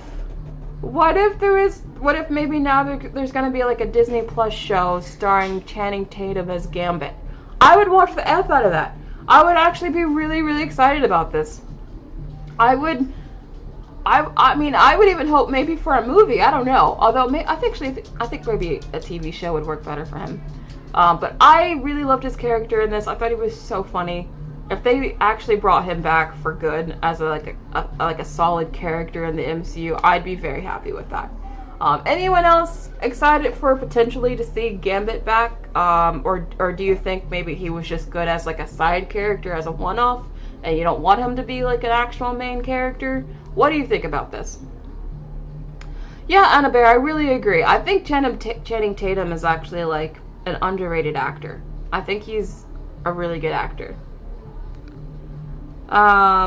Vincent says, why the deleted scenes are always better than the actual movies. Yeah, I feel like they should have kept this one. I do feel like they should have kept this one. Pop says, Gambit was amazing, but there is no way that this character is making a lot of money. I don't know. Channing Tatum back in his heyday was like a pretty solid, like reliable box office draw. You don't understand. We women, we like Channing Tatum very much. I think he would get a surprisingly large audience for Disney Plus, even if it was mostly women. I think he probably has more of a female audience than a male audience. Josh Loves Movies says, I wouldn't be surprised if Marvel finally makes the Gambit movie he wants to make. I would love that for him. He's been wanting to make that Gambit movie for forever. I would really genuinely love that for him. Or a TV show. I'll take either. But yeah, I want to see more Gambit, so I'm hoping them releasing this deleted scene is them kind of hinting that maybe we haven't seen the last of him. I really, really hope not. Yes, Anna Bear, you get it. Ashley Banks says, man, no, Channing Tatum is just eye candy for the girls. You're not wrong. He has no personality or charisma. Oh, I disagree with that, Ashley. I think he's very charismatic. Have you ever seen Step Up? The first Step Up? He is very charismatic in that. I think he's a very charismatic actor. But anyway, moving on. I'm just like fangirling over Channing Tatum now. So Kathleen Kennedy is somehow keeping her job. She will reportedly remain as Lucasfilm's president until at least Q2 of 2025. I don't understand this. I don't understand this. After we had the Acolyte just completely flop and implode, and not just with reception, but also in ratings, like no one was watching it. And we had a lot of other Star Wars shows that no one really watched. Like, the fact that they haven't even renewed, what's it called? Star Wars fans don't get me.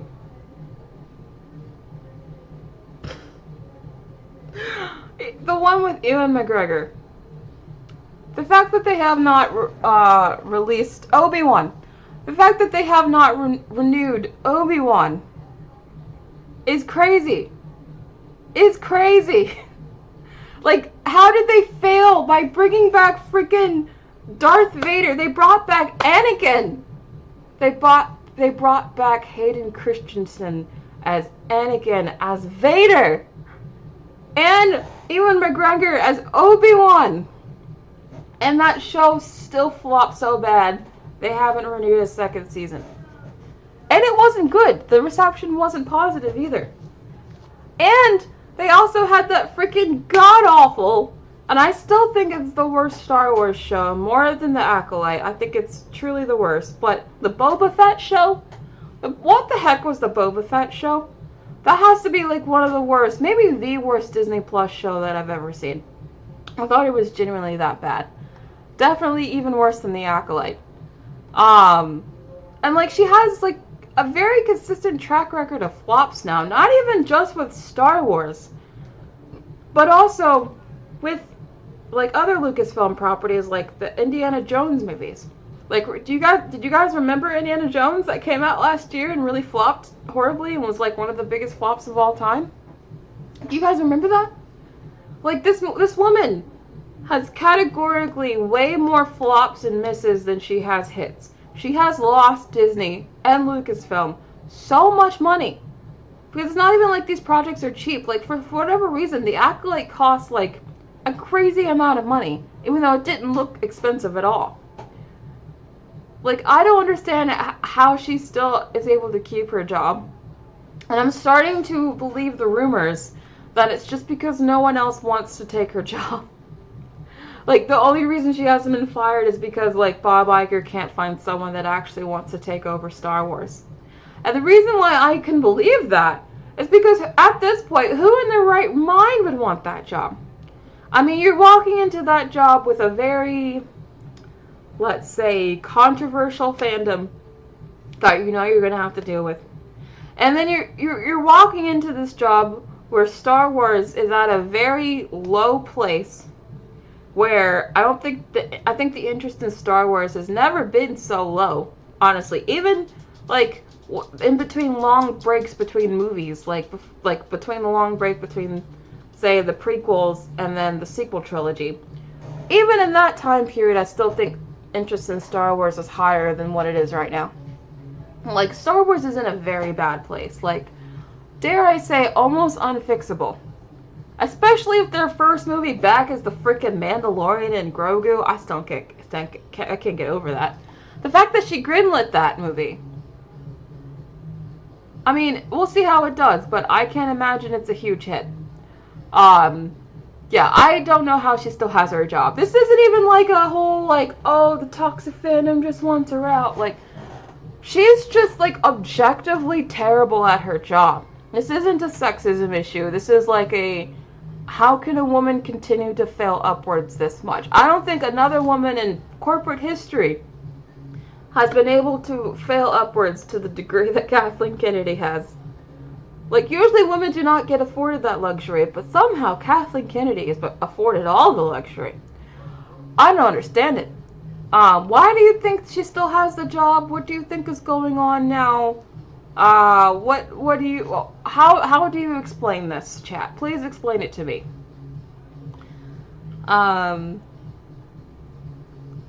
Miss Player says she needs help. I do think she needs help, but I think they tried to get her help. Like, that's why they brought in Jon Favreau.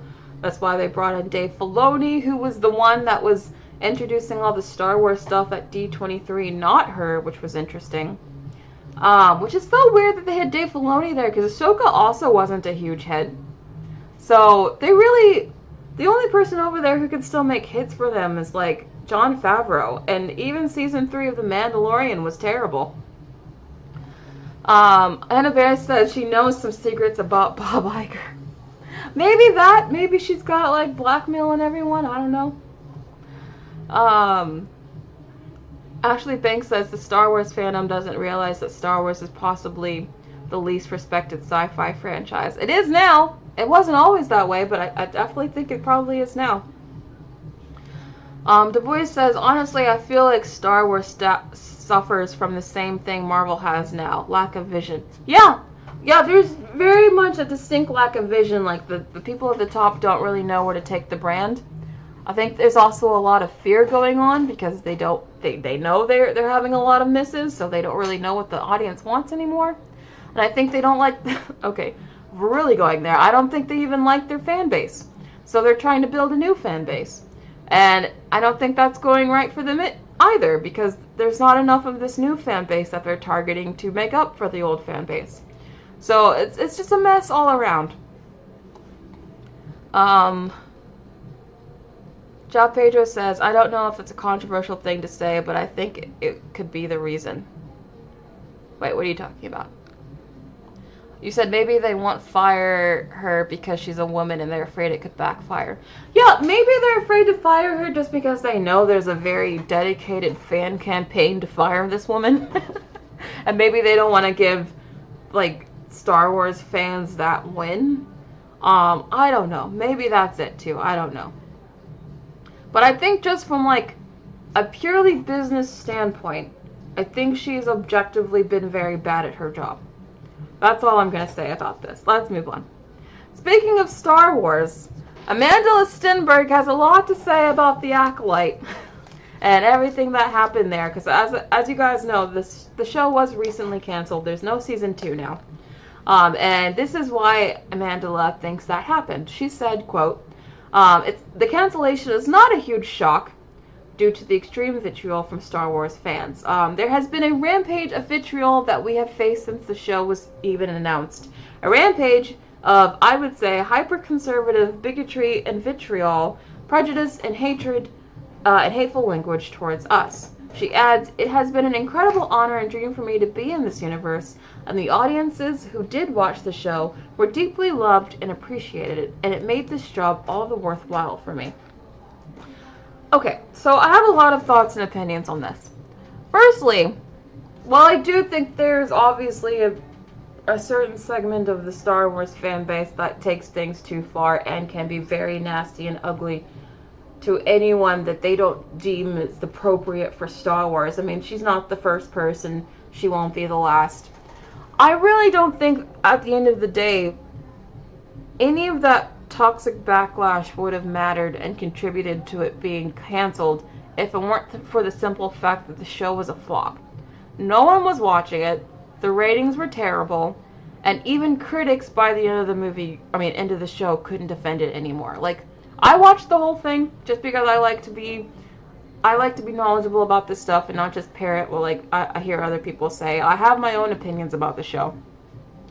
And I thought the show was a miss. I don't think it was very strong writing-wise. I actually thought maybe in the first 2 episodes it could go somewhere. I thought it had potential. People were already saying from the first episode that it was like the worst thing ever, and I was like, did you see Boba Fett? But I do think by the end of the season it was just too bad that I couldn't, like, there was just really nothing to defend anymore. I do think the show was just not good. Overall, I think the writing was awful. I think the writing was some of the most amateurish stuff that I think, like, a college student who was majoring in script writing could have done better. I think the writing was that poor. And like I said, the ratings were just not good. No one was watching it. And people, in fact, you could see from week to week the show was getting less popular. Like, it was losing viewers. So it's not, if the show was still a success, if like the ratings were really good, or they climbed, or if critics really liked this movie, really liked this show, and maybe like Andor, it could possibly get some awards recognition, they would not care at all what the more toxic side of the fan base thought of this show. That would not keep them from having another season 2. So I don't think that this was the main reason that the show was canceled. I think that's a very convenient scapegoat for why the show was canceled. But the show was canceled just because it wasn't good and no one was watching it. That's the main reason why the show was canceled. So I do think this is a bit of scapegoating just at a small section of the fan base. I don't even think that's that small of a section, to be honest with you. But I don't think that blaming the fans for saying, oh, it's because of them the show was canceled is really entirely accurate, because I think the show just genuinely had a lot of problems and was going to get canceled regardless, even if that side of the fan base wasn't super hateful towards it.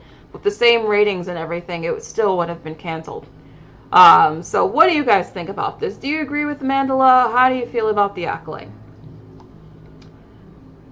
The power of money lost to me? Are you talking about the power of money? Yeah, I thought the witch stuff was very weird. Very, very weird. And also, I thought, to be honest, I did think it was weird that Disney was willing to go to hire someone who has such close connections with Harvey Weinstein.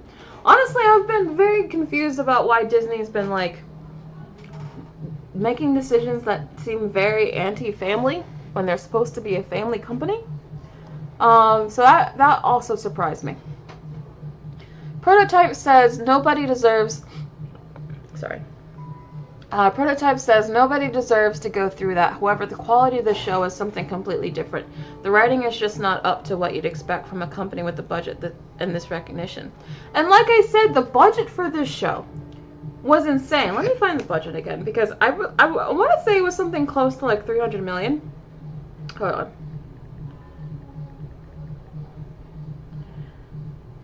Okay, not 300. But still, 180 million for 8 episodes. 8 30-minute episodes. $180 million. Where did that money go? I'm sorry, but there were certain times of that show where I felt like I was watching the CW. Where did the money go? And it took them several years, by the way, to film this thing, because they kept not knowing where to take the story or what to do with it. And I'm like, that's a sign you should have fired your writer. Like, if your writer is so indecisive and doesn't know how to fix the story and carry it on, so you keep having to, like, redo things and, like, stop and start over the course of several years, then that just proves that maybe you hired the wrong writer. And the final result was so bad. Really, the worst part about the show, for me, was the writing. I thought the writing, like I said, was so weak. A college student who was just learning how to do script writing probably could have done better. Like, I think it was that bad. And again, this just goes back to Kathleen Kennedy's leadership. Like, how did she allow this show to have a budget that ballooned that big? I mean, to put this into perspective, this season of The Acolyte cost more than both Dune movies. Just to put that into perspective. This show, this season of 8 episodes, 8 30-minute episodes, cost more than Dune Part 2. Like, what are they doing with the money? What are they doing with the money? This amount of, like, malpractice with finances should have somebody fired. Especially when the end product does not look anywhere near as quality as something like Dune 2. Like, I know we always joke about money laundering on here, but I'm starting to think like maybe y'all have a point. Anna Bear just said money laundering. Yeah, makes no sense. Makes no sense.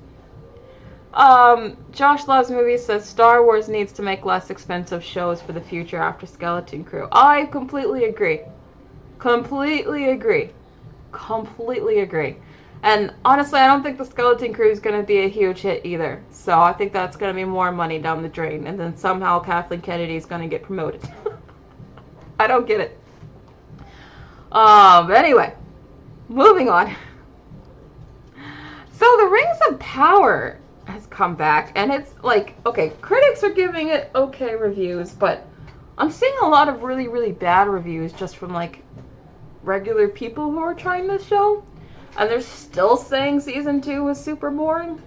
So I'm also not feeling like any sense of hype or anticipation for this show, like whatsoever. Like, no one's talking about it. Barely even the haters are talking about it. Like, at least in season 1, there was a lot of controversy and conversation around this show, even if it wasn't all positive. But I don't even, like I said, I barely even see the haters talking about this show.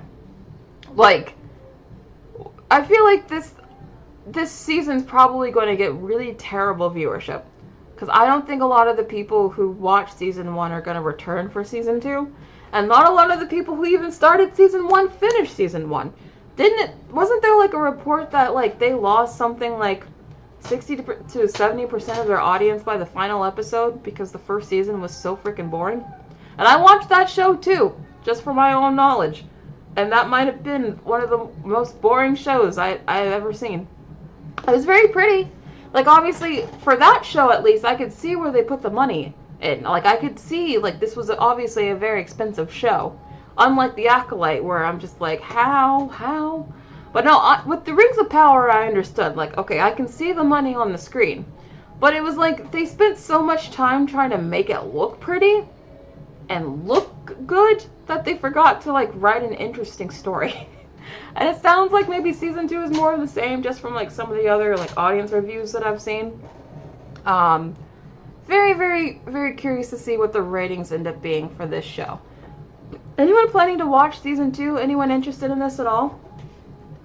I know, same with me, Josh. I'm actually more excited for the anime Lord of the Rings movie that's coming out later this year than I am for this. I actually think the anime movie looks really, really good. Like, I actually am getting quite excited to see that because I think the trailer looks really strong. The boy says, I'm just gonna nope out of Rings of Power and wait till War of the Rohirrim? I don't know how to say it, sorry. But yeah, I think the anime Lord of the Rings movie looks really good. Adrian says, looking at viewership for the Acolyte is like viewership for... What is RWBY? Sorry, I don't recognize that acronym.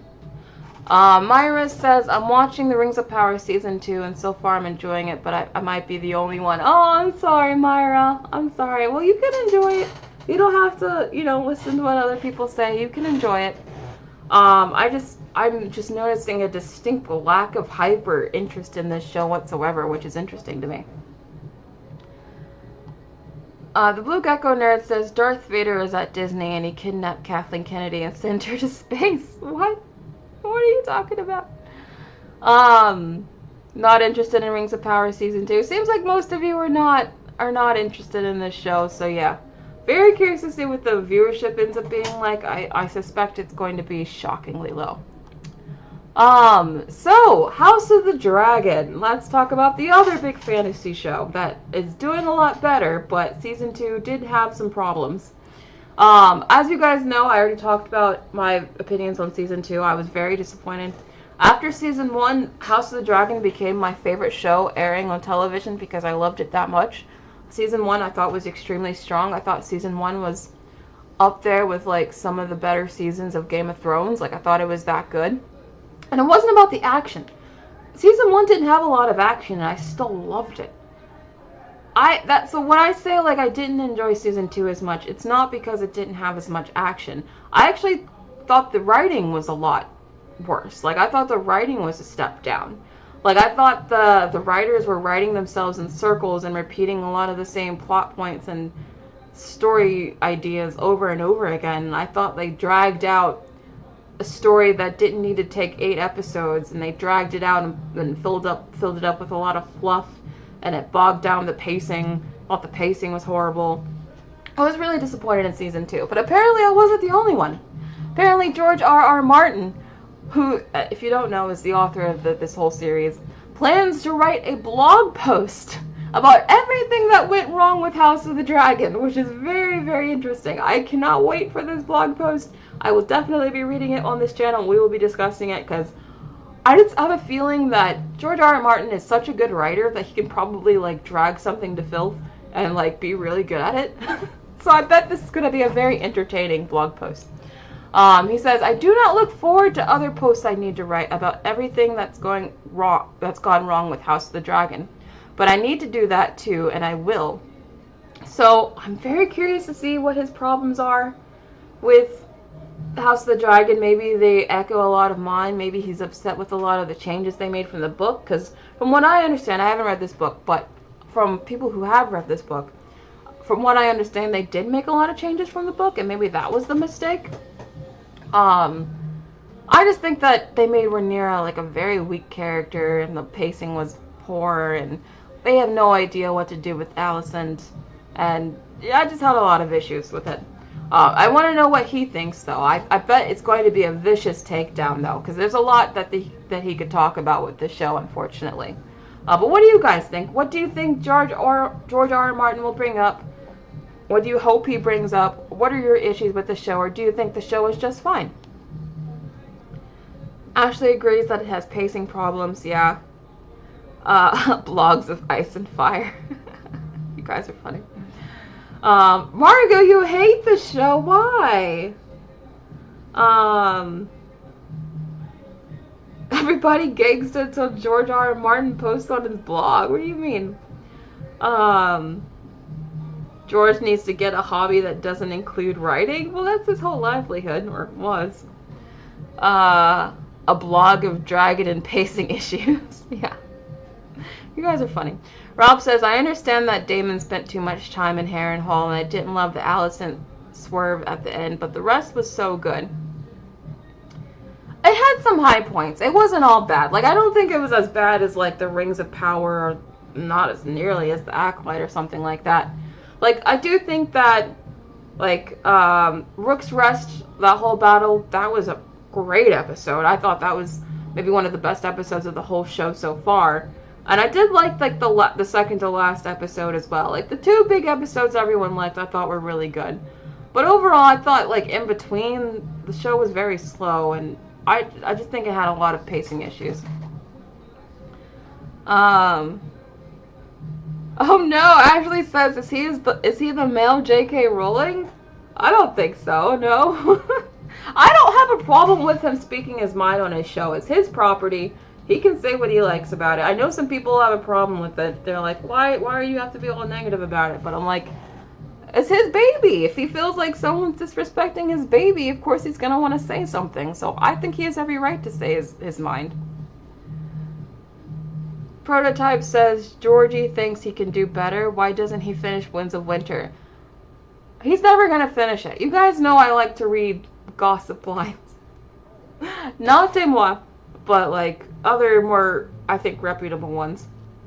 And there was a blind a little while ago that said that George has no intention of finishing the books, so I wouldn't hold your breath. Yes, Aegon was very interesting, Rob. He became one of my favorite characters of the whole season. I really liked Aegon. He was, I would say, another high point of the season, but there wasn't enough of him. There wasn't enough of him. I was disappointed that we didn't get to see more of Aegon after Rook's Rest. And he was just kind of like thrown into the background for like several episodes. And I was like, but wait, I want to go back to him.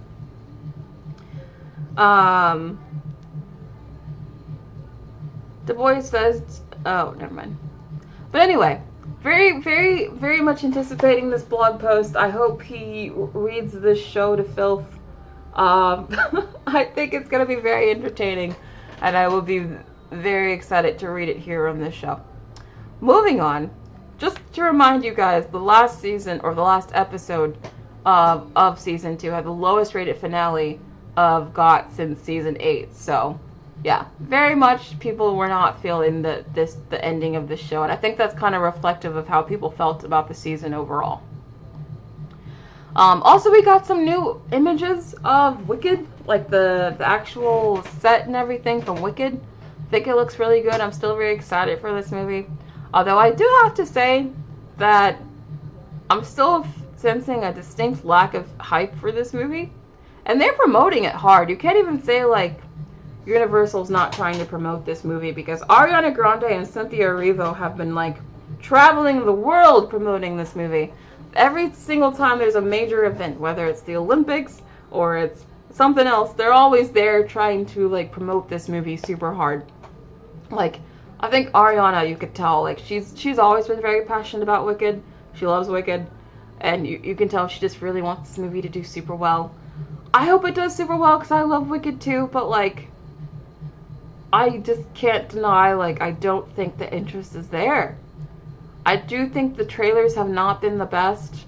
I also think that they could have casted a better Elphaba. Like, I like Ariana Grande as Glinda, but I think Cynthia Erivo as Elphaba is not an interesting enough casting decision. And I think if they had casted someone else that would be, like, really fun to play off of, like Ariana Grande, I think maybe that, like, just a better casting could have maybe drawn more people to this movie. I don't think Cynthia Erivo is, like, known enough, or I don't think she was good casting for this role, is what I'm saying. I think the casting could have been better in some areas. Maybe that would have drawn more people to the role. Like, I know for a while, yes, I'm bringing him up, but they were considering Harry Styles for the role of Fiyero, which is, if you guys don't know Wicked, that was one of the male lead roles of this show, or this movie.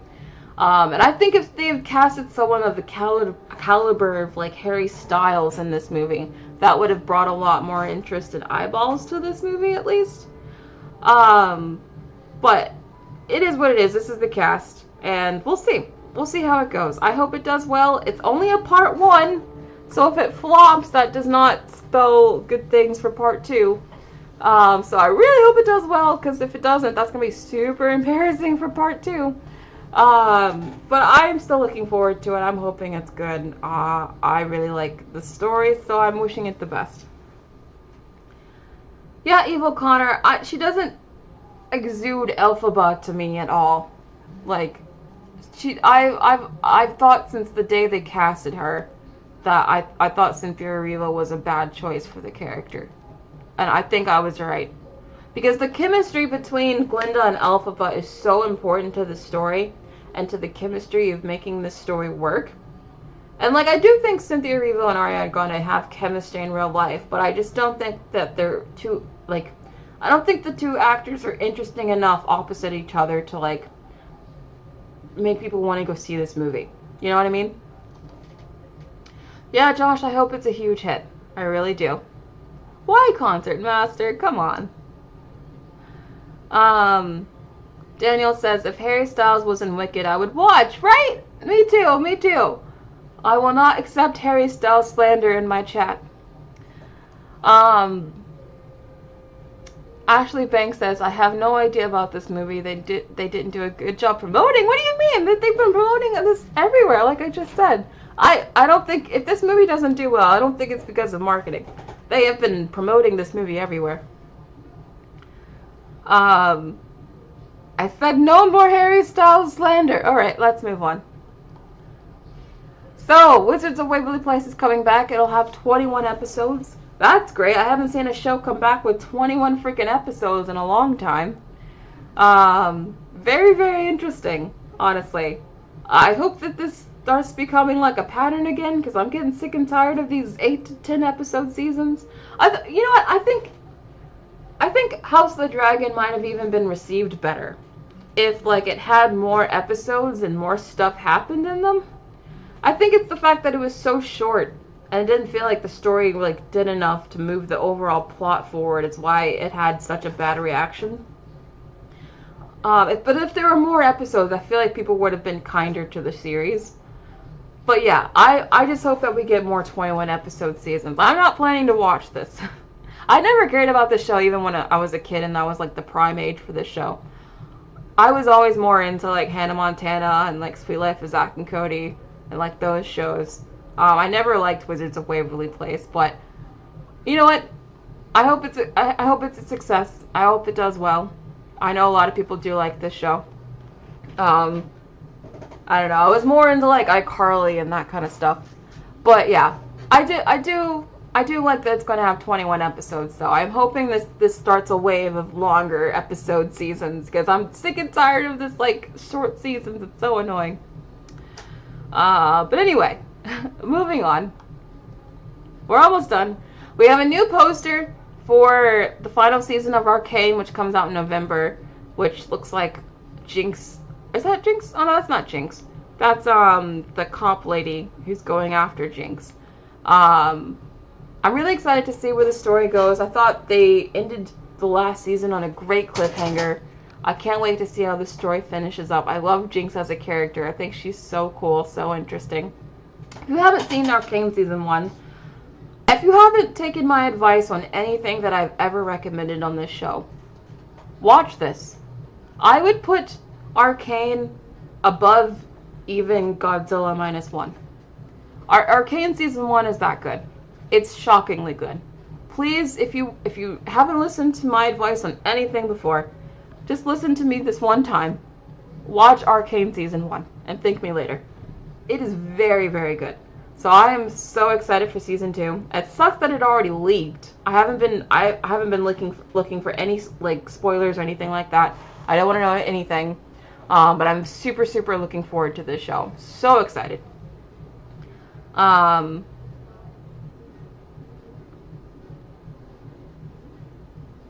So I'm seeing most of you guys are excited for this. That's great. Please, please watch it. As Min Min says, it's a masterpiece. And you guys know, I'm usually like very harsh on movies. I don't think I've ever thrown out the word masterpiece before. But if anything comes close, Arcane Season 1 would be it. I think it's as close to a masterpiece as I'm willing to give something. If that shows you anything, that's how good it is. just give it a try and thank me later. Moving on to the last thing. So, Wendy's will be reportedly releasing a real-life Krabby Patty. Speaking of Nickelodeon and all that, I'm definitely planning on trying this. I think I've already tried a Krabby Patty. I think it was in Busch Gardens. I went to some theme park when I was a kid with my family, where they had like a fake, like Krusty Krab there, and I got a Krabby Patty, and it just tasted like a regular burger. But I remember in my little kid mind, I was like, oh, I'm eating a Krabby Patty. But anyway, they're bringing it back, but now it's going to be at Wendy's, so you don't have to go to a theme park to try it. Really, really interesting. It's probably just going to be like a regular burger, but I actually think this could probably be a huge hit. I mean, look at how many views this tweet got. 24.2 million views. The hype is there. The hype is there. People are interested in getting a real Krabby Patty. I can see this being like the Szechuan sauce from a few years ago, if you remember that whole debacle. But I think that was with McDonald's. I think this could be like one of those things where like people are lining up out the door to try this thing. I think this could be very popular. I think this is probably a very smart stunt on Wendy's part. But we'll see. We'll see. If it does get that crazy, Oh, Ashley Banks, you've been there too? So it was at Busch Gardens? Oh, okay, I was right. Thank you. McCrab sold out. Mr. Krabs sold out. Yeah, I guess he sold the secret formula. I don't know. I'm very curious. I might even go to Wendy's to try this thing. Who knows? But yeah. Moving on to the WTF news. Last thing of the day. Like I said, it's very brief, but it's just very creepy. You guys know for Alien Romulus, they use a lot of practical effects and practical, like, puppets and stuff for the aliens. Well, for the big final alien at the very end that they face, the one that, like, is a blend of the human with the xenomorph, they also had a real-life puppet for that. And look at how it looks. Look at this. Do you guys see this? Look at how creepy this looks. Imagine acting on that set. You gotta run away from that. How creepy is this? How creepy is this? But yeah, it was very creepy in the movie. It makes me love it even more that this was practical. Maybe that's why I like this movie so much, is that it did feel very real and lived in. And it's because a lot of it was practical. Just really good movie. Cool stuff. I love that they took the time to do this kind of stuff. Really interesting. Anyway, Madonna's plastic surgery. Thank you so much for the super chat. I wonder how much this deal costs money-wise for Viacom and Wendy's. Oh, I'm not sure. That's a good question. But I have a feeling Wendy's is about to recoup their money, however much it was. Yeah, the pose is very funny. He's kind of slaying a bit. But yeah, still really interesting. I just thought I'd show you that because I think the puppets from this movie are super, super cool. Super cool. It barely even looks like an animatronic. It looks like a real thing. Very weird. Like, I know, right? Imagine that chasing you. Even if it was fake, it would still be terrifying. Anyway. That's it. That's it for today. Thank you so much for being on the show. This is a very long stream. Did not expect that.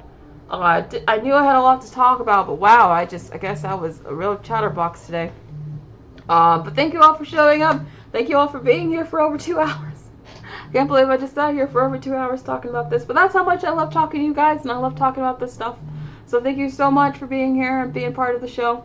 I will be here on Thursday with another news show because next week I'm going to be reviewing the BeetleJuice movie.